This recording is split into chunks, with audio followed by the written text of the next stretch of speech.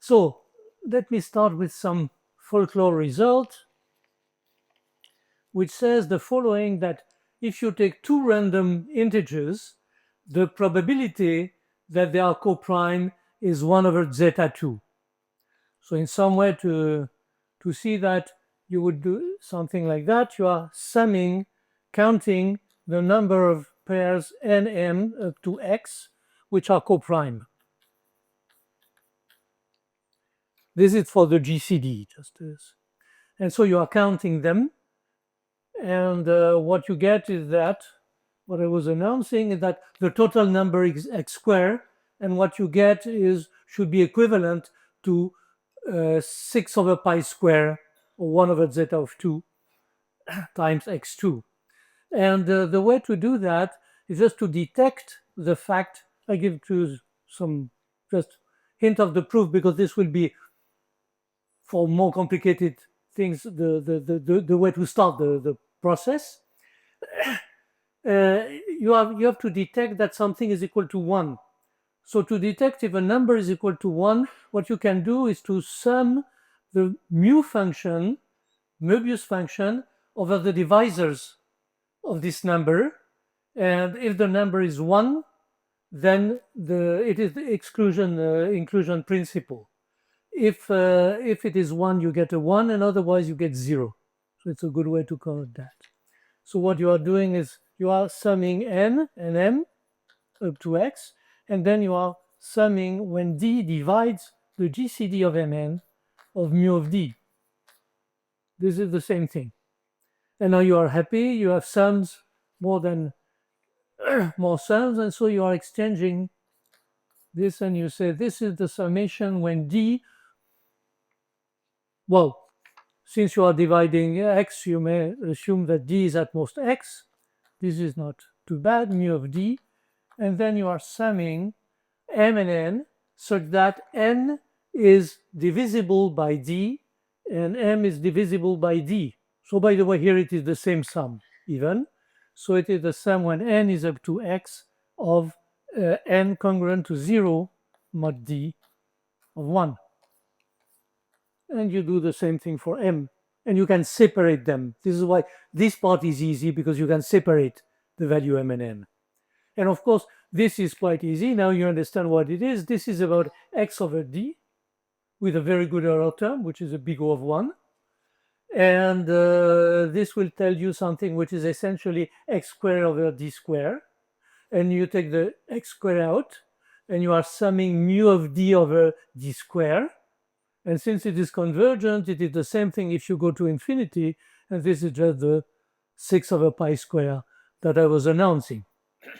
Okay, so this is this folklore result. Good. Now, the point I would like to talk about, I think I have to start erasing, is something when this will be the aim of the talk, is to do something like that.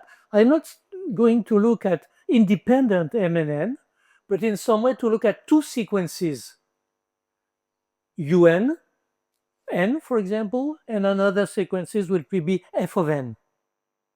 And then what you are going to say is to start, what can you say when you are looking at that? So m is now a function of n,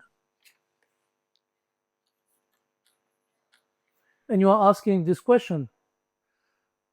So of course, depending on what is f, you may have different results. If you take for f of n, which is n itself, then this does not occur very often, and you will get 0. And if you take, for example, f of n is equal to 2n, then of course, no, it will be the same thing. But if you take f of n is n plus 1, for example, they will be always coprime, and you will get something like x. So what you would expect in good cases is something of the kind. According to f, you would expect something, a result of this type. This is in some cases. And if the constant you get is something like 6 over pi squared, you would say that the sequence n and f of n are in some way somewhat independent arithmetically. It is a way to measure how it is independent. So the first result in this direction was, I think, in 1953 by Watson, G.L. Watson, who considered the function f of n. So what I'm going to do is, indeed, f is maybe not an integral function. It would be easier to put it that way. So I will take f, a real valued function, and take the integral part. Okay, just take the integral part. And so what Watson was looking at is f of t is equal to alpha t, and alpha, oops, you are not going to see it, and alpha is irrational. So alpha irrational, and then he proved that you have the constant, which is 6 over pi square. Okay. Then shortly later, it was studied by Lambeck and Moser, and they considered different functions which are slowly increasing. For example, something like f of t, which is t to the c, where c is less than 1, positive c less than 1.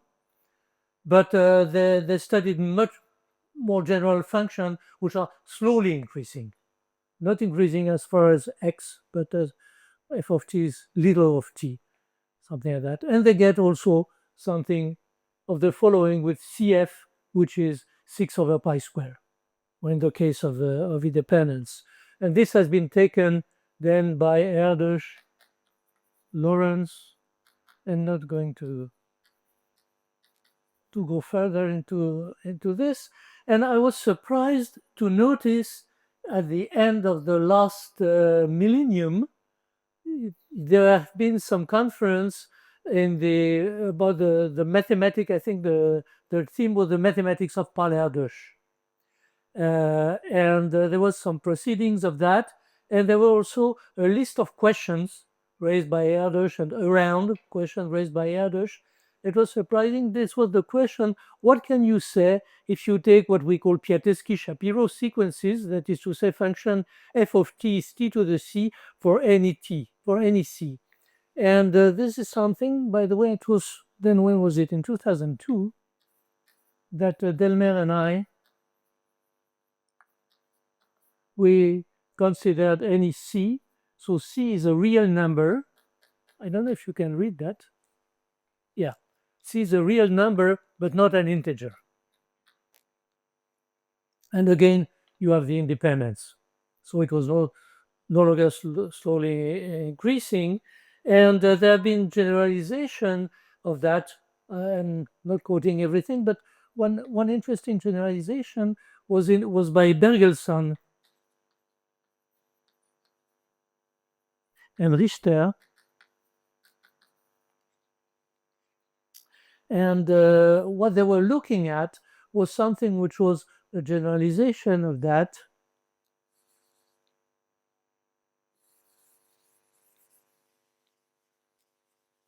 Is that they were taking several functions at the same time, f1 of n, blah, blah, blah, fk of n. Then what you would expect, so of course with again this. So this time independence, the value 6 over pi squared, the zeta of 2, was just because we were considering 2 elements. Remember, we had essentially this summation counting the number of elements in an arithmetic progression square, and this will be something like 2 power k, or k plus 1, if you have k here. And so what you would expect is this. And so they had some results is this 1 over zeta of k plus 1 times x. And they did that for f1 fn, fk, which are essentially functions with polynomial growth. So you may think of Piateschi-Shapiro sequence with different values of c. This is one possibility, but it was much more, it's going further than that, because it was also using essentially functions from Hardy fields. That is to say, functions which have nice derivative and nice behavior at infinity. Okay, so Bergelson and Richter were doing that.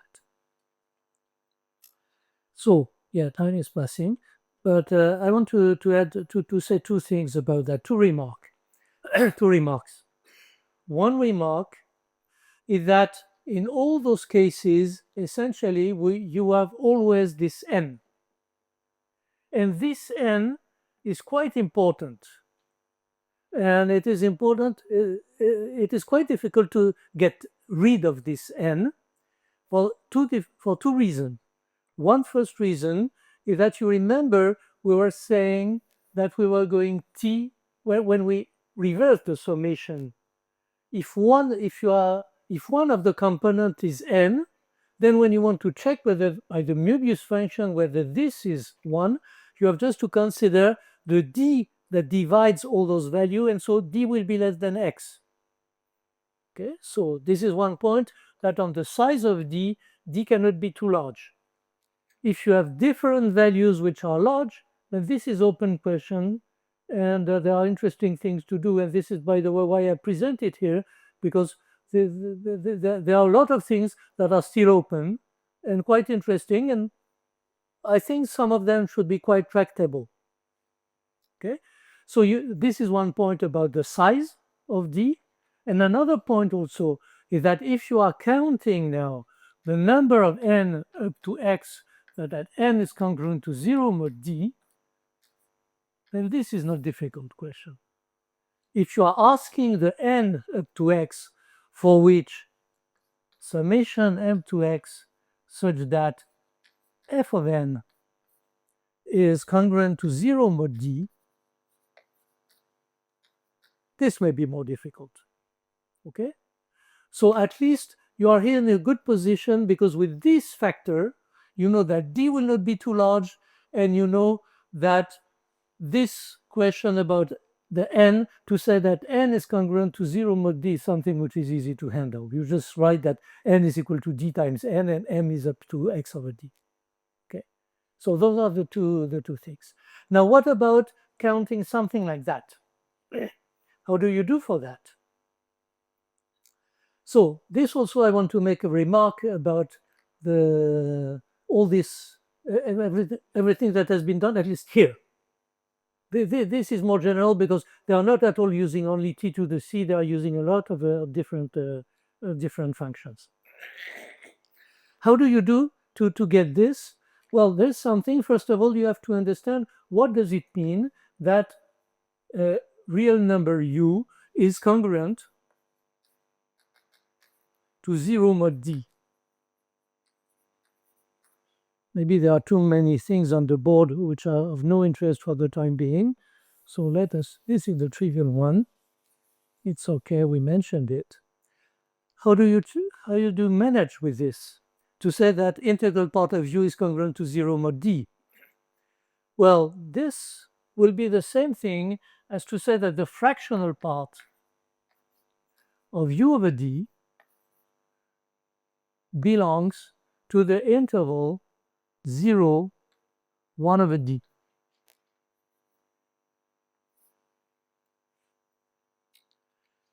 So it's not too complicated. You write that this is between a multiple of d and a multiple of d plus 1, and then you divide by d, and then you say exactly that u over d up to an integer should be something in 0, 1 over d.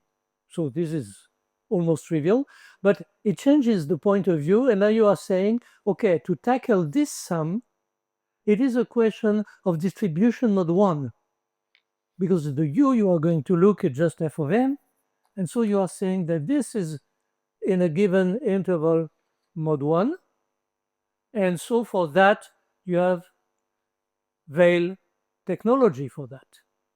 So now Weil technology, you have different ways. It means that you are going to study trigonometric sums.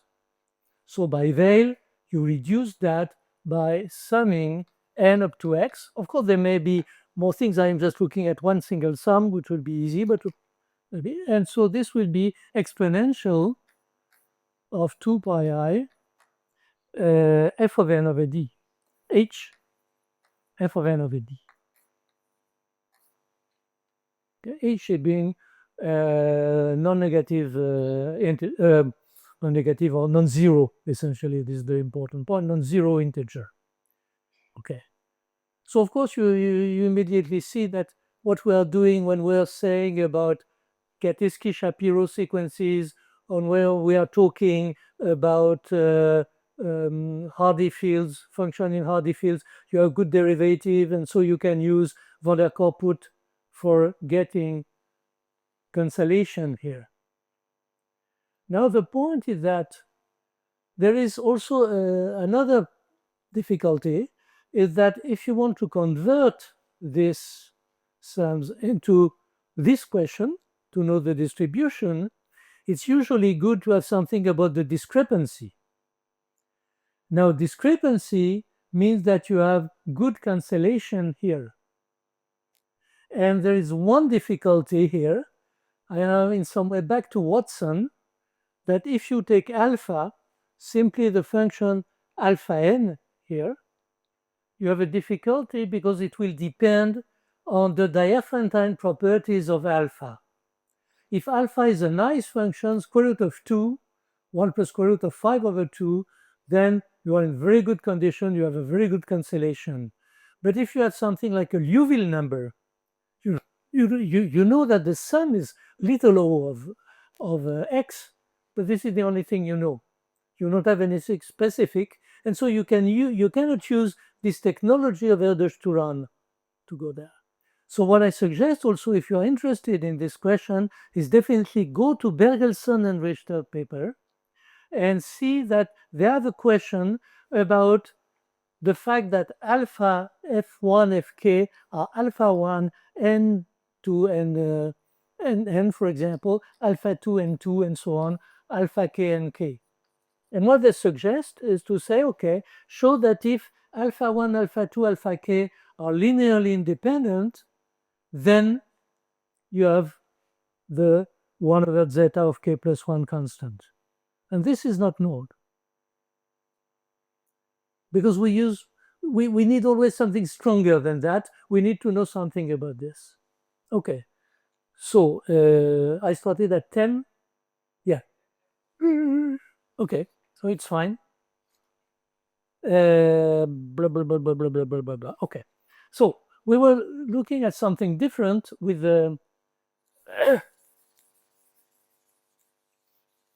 Durmota and Müllner.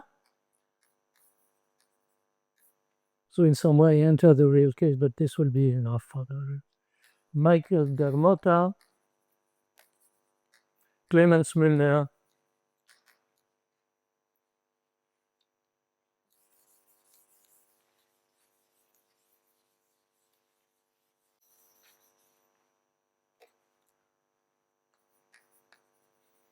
and I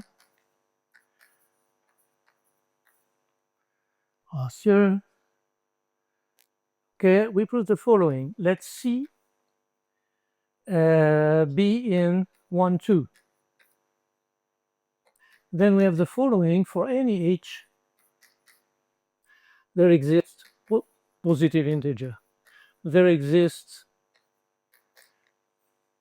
n, you did infinitely many n is exactly equivalent, such that all the elements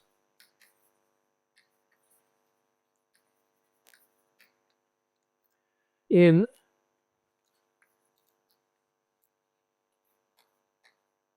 n c, n plus 1 c, n plus h c are pairwise coprime.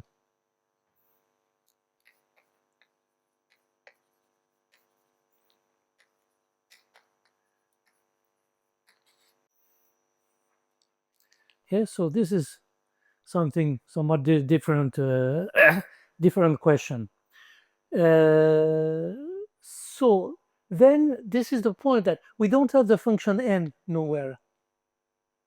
And if you have something which is larger than 2, we don't know what it is. This is why I want more to stress, maybe even more than on the result, to stress on the fact that it would be nice to show that you can extend this, of course not for the value 2, this would be a problem, but that if you take C which is a bit larger than 2, between 2 and 2 plus some delta, can you have the same result?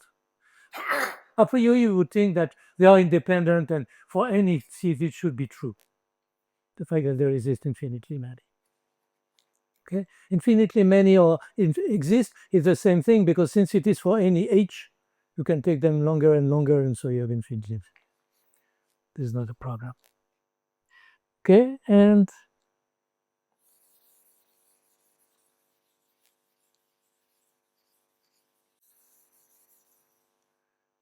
with the what should I do? There is only white, or there is you have color? No. Okay.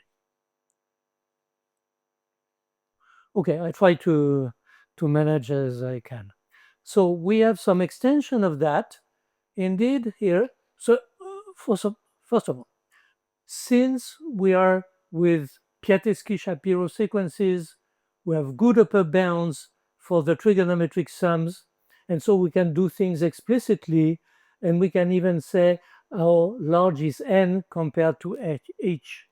And you may even find n, let us say, is less than something which is exponential of some beta of c point h. You can go up to that point. There is no need to go very far to get such an n. You have something like that. Of course, beta c, you need to have some beta c here. It cannot be uniform, because if c is very close to 1, then at the beginning your sequence, if c is really very small, this is just the sequence n plus 1 n plus h, and it is not correct. So definitely you need to have this, that beta c will be tending to infinity when c is tending to 1, and it will be tending to infinity when c is tending to 2 in the same way. But otherwise you have something which is quite nice. Okay.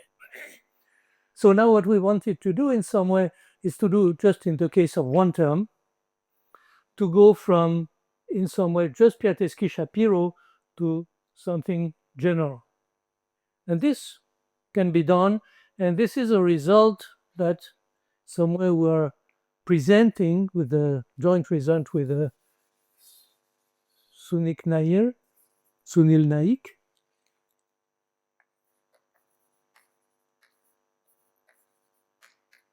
And myself, and put a dagger, and I make a comment on the dagger. Charlie, I see you are laughing. Okay. Which says the following: let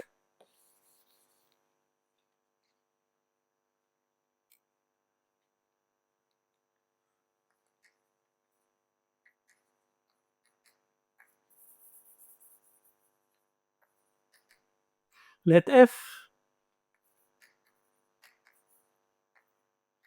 be a function which is twice continuously differentiable over 1 infinity, and such that 1 f is decreasing, f double dash is decreasing and tends to 0 at infinity, and f dash is tending to infinity.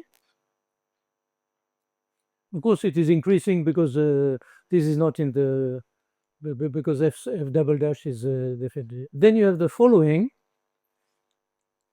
that for any h there exist n such that all the elements f of n plus 1, f of n plus a, f is inside. Pairwise coprime. And this is all. So of course you don't have anything which is explicit. You cannot use the Erdős-Turan technology. You have to do things by hand, but in some way you can do things by hand, because if this function is tending to 0, then you have a very good control step by step of what is going on with the f prime, and you can just do it by putting your hands in the matter. So of course don't expect anything like that. Okay, so yeah, I have just 1 second. Maybe I give you some idea. So of course, this implies easily that the function f of x over x is tending to infinity, and that f of x is little o of x squared. So you're really in the situation, let us say, of Piatetsky-Shapiro with a c between 1 and 2. Okay, they will satisfy that. This is easy to see. Now, how to prove that? I just want to give you one thing here. Yes, first of all, there is also something we can prove, but this is very easy, is that you cannot expect, you may have very long blocks in which no two elements are coprime, or the other way around, because you can find very long blocks in which all the elements are even. This is quite easy. This is an easy part to do. And here, there is just some intermediate step, maybe, which will tell you something. And we stop after that and the last comment.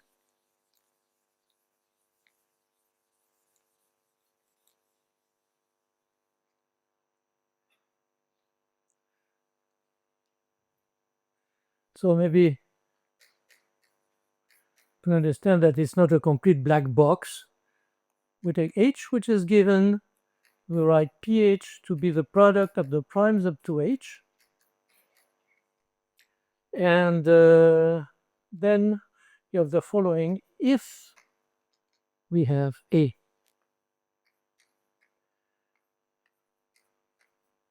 f of n is less than 1/3, okay, f prime of n is less than 1 over 3h, f double dash of n is less than 1 over 3h squared. So I will explain why you have this. F prime of n is congruent to 0 mod h,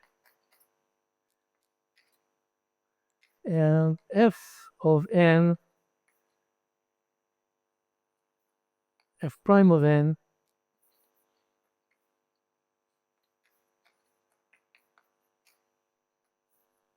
are coprime, then this implies this.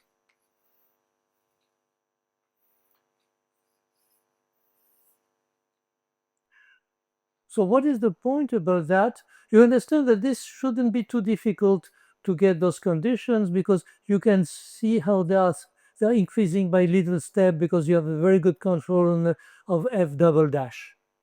So this should be possible, and this essentially means the following: the meaning of a implies that integral part of f of n plus h, when you look at Taylor, of course you think that it should be something like n plus h times f prime of n, and it is true even as regards integers.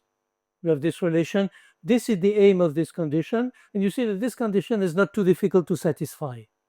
Okay, and then you have arithmetics, and arithmetic, this, if you work a bit on that, and this relation is not too difficult neither to see that you have that. But what would be difficult is definitely it's not h, it is ph. I need a bit more than h, but this is the most difficult part in some way. The proof is really in this proposition to prove that you have this. This is easy, and don't tell you much more. I said that I was going to make a comment about the dagger. May I, Shaoli? Okay. So, there was some preparation of a monograph according to some lectures that has been done here. By the way, with the frame of some Spark contract, which was very interesting one, and it has been submitted in this result by with Naik was included in this, and it has been submitted. Should I say the name of the? Okay, to some publication, and as monograph, and it has been referred, it has been accepted, and it turns out that it seems that the series, for the time being, is suspended with up to I don't know what, and due to my old age, I am not going to wait for too long for that. So with Sunil, we decided to offer our result to you, to dedicate it to you, and to put it in the proceedings of the conference. So happy birthday to you.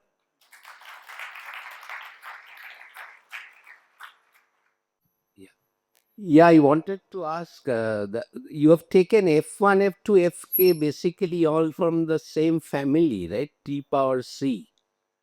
Yes, no, in In that Begelston. Bagels and No, in Richter? Begelston, and no, because they are also taking functions which are in Hardy fields. That is to say, functions which are nicely differentiable.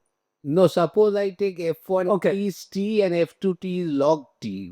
What will happen? So they have something that they are using headers to run, and for that they need to have something explicit. So you cannot be too close to a function. So I cannot tell you whether log t is fine or not. But Okay. but they have some condition. You shouldn't be too close to a usual polynomial. Okay. Thank you. Hi. So the first thing that you wrote on the board is like if you take a function f, Yeah. then you defined a constant cf, right? So do we know what are the possible values that cf can take? Because 6 by pi square seems to occur a lot. Anything can be done. So like given any real number, you have an example of an f where you Yes, have that cf. I am pretty sure that if you look at some f of n, which is something which is a rational, you see f of n which is a rational alpha n with alpha rational, then you can really figure out what should be the value. Okay, but I'm sure that so will you get every real number in between 0 and 1? That's my question. I can see how you can get rationals. yes, so you get rationals, but I think then you make some block construction or something like that to approximate. But it's interesting question. There is no answer, but I'm pretty sure that we can do it. So I can reduce your number, or you can reduce your Deshouillers number. Of course, It will be easier for me to formulate it. Thank you.